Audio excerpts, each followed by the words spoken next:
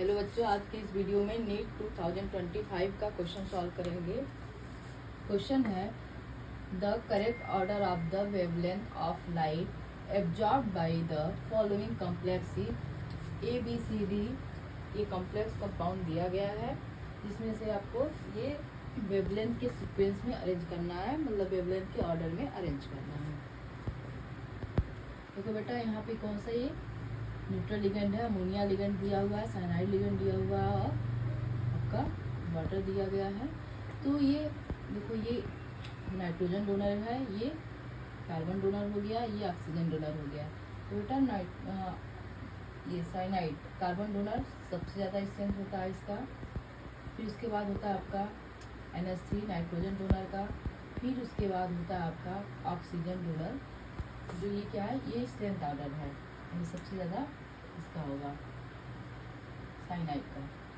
Strength order इधर increase करेगा आपका। जब स्ट्रेंथ इंक्रीज करेगा बेटा, तो यही क्या होता है आपका स्प्लिटिंग एनर्जी जो होता है, वो स्प्लिटिंग एनर्जी इसके इक्वल होता है। यानी कि स्ट्रेंथ ऑर्डर इंक्रीज करेगा तो इसकी जो स्प्लिटिंग एनर्जी होती है वो भी क्या करेगी, इंक्रीज करेगी। अब बेटा स्प्लिटिंग एनर्जी जो होता है वह लैम्डा के इनवर्सली प्रोपोर्शनल होता है। यानी कि एनर्जी इंक्रीज करेगा तो लैम्डा डिक्रीज करेगा, और लैम्डा इंक्रीज करेगा तो एनर्जी डिक्रीज करेगा। देखो, इसके स्ट्रेंथ ऑर्डर इसका ज़्यादा है, मीन्स इसका भी क्या है कि एनर्जी इसका सबसे ज़्यादा होगा। साइनाइड का एनर्जी ज़्यादा है तो इसका वेवलेंथ सबसे कम होगा। तो देखो, सबसे कम वेवलेंथ किसका हो गया, आपका साइनाइड का हो गया। उसके बाद अमोनिया का हो गया सबसे कम साइनाइड, यानी बी का वेवलेंथ सबसे कम हो गया। फिर उसके बाद अमोनिया का होगा क्योंकि नाइट्रोजन डोनर एटम है। फिर ए का हो गया। तो बेटा राइट आंसर देखो आपको दिख गया है। और नेक्स्ट देख लो वैसे। अब बेटा देखो, इसमें सेम लिगेंड है H2O, बट इसमें से अब क्या डिसाइड कैसे होगा।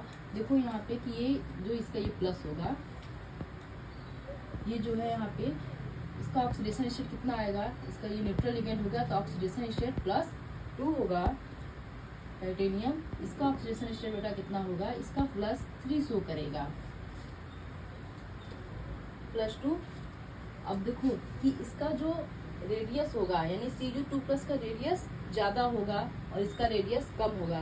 बेटा रेडियस ज़्यादा होगा तो उसका वेवलेंथ ज़्यादा शो करेगा और इसकी एनर्जी ज़्यादा होगी। बेटा जब एनर्जी ज़्यादा होगा, यानी कि जो Ti3+ की जो एनर्जी होगी, ये इसकी इंक्रीज करेगी किससे कंपेरिजन में, Cu2+ के कंपेरिजन में। जब इसकी एनर्जी ज़्यादा और इसकी एनर्जी कम है, तो जब एनर्जी बेटा कम होगा तो वेवलेंथ ज़्यादा होगा इन दोनों के कंपेरिजन में। यानी कि सी का जो वेवलेंथ होगा बेटा वो सबसे ज़्यादा होगा सी और डी में। तो आपका ये फोर्थ क्या है, राइट आंसर है।